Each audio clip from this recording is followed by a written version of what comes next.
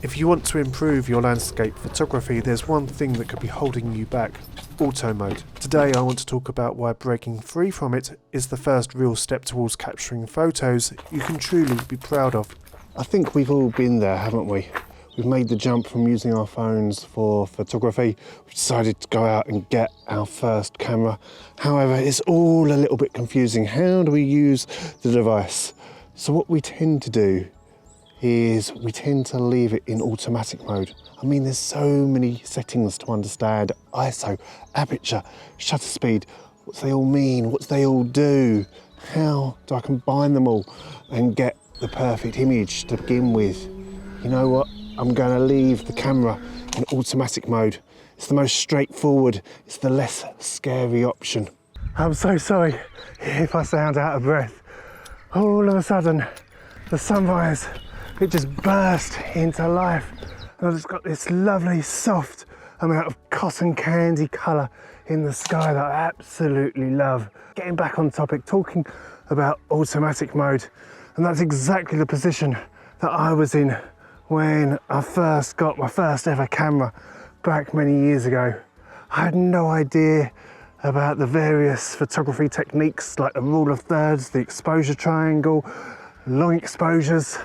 I knew none of that.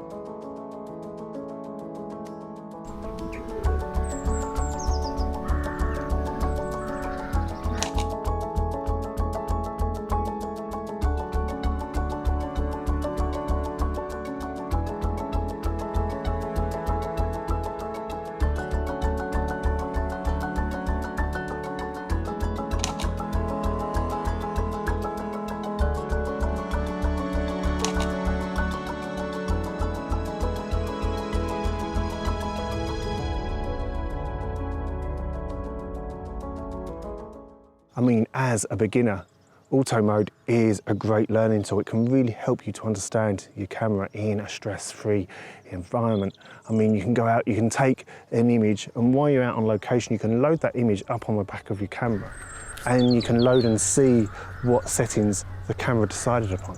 And you can start to understand as you do that over time, at least that's what I did. You start to learn what settings, okay, what works, and how the camera comes to that conclusion in the first place. The only reason why you don't want to get hooked up on that completely, don't use it as the be-all and end-all, is I find that in auto mode, sometimes the camera might select some settings. They might be the wrong ones. I started jumping on this platform called YouTube. You might have heard of it. Started looking up the various photography techniques that I've mentioned. One great one to get you started is the exposure triangle. It really will help you understand manual mode. You might want to use aperture priority, you might want to use the shutter priority.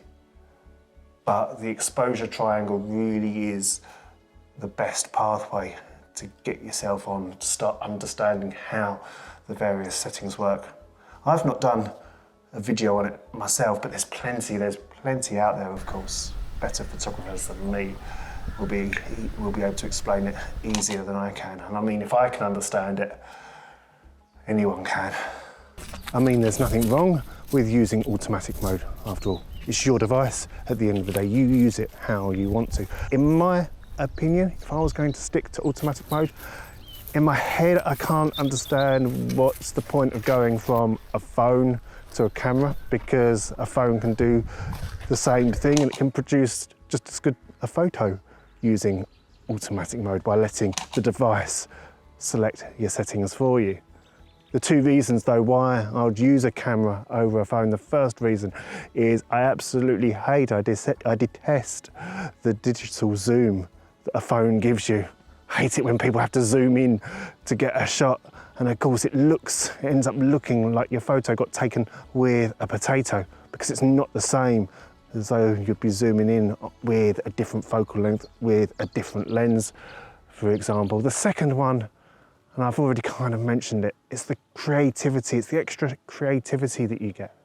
You can of course adjust. You've got complete control all over all 3 settings.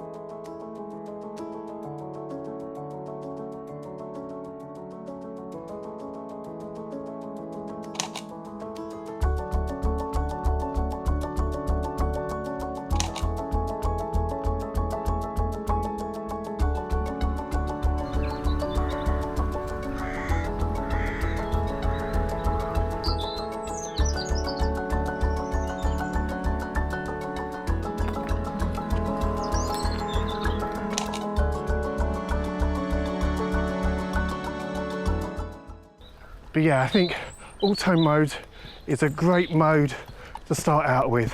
It's a great learning tool, as I've already said. But I think the moment you get comfortable with a camera, with a DSLR, my advice would be to go to manual mode, go to aperture priority, go to shutter priority, because you're going to have more control over the settings and you're going to have more control over how your images are going to look as a whole. For example, if you focus on the aperture, that's going to control how sharp your images can be. Or by having control, of course, over the shutter speed, because it brings me back to what I said earlier. Of course, auto mode is great, but it doesn't mean to say the settings are always going to be right. It could be a windy day. You might want a nice sharp image from front to back.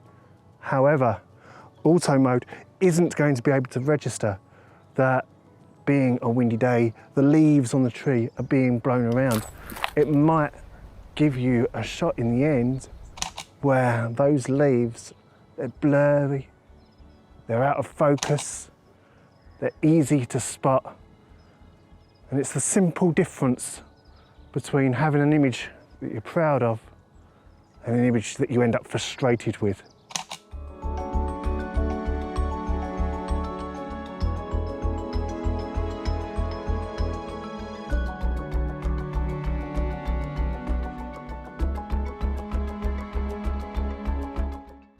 Whenever I go out with the camera these days, it's always on manual mode, apart from the odd couple of occasions where I'll choose something different. But even when I've got the camera in manual mode and the sun is up like it is now, I have to admit, 2 of the settings, aperture and ISO, they change very little. They're usually set to one certain thing depending on the type of the day. And if anything, it's the shutter speed that I'm potentially fiddling about with more than anything. But all that comes with a little bit of confidence, a little bit of patience, some experience, and just some familiarity with the conditions and the day in general.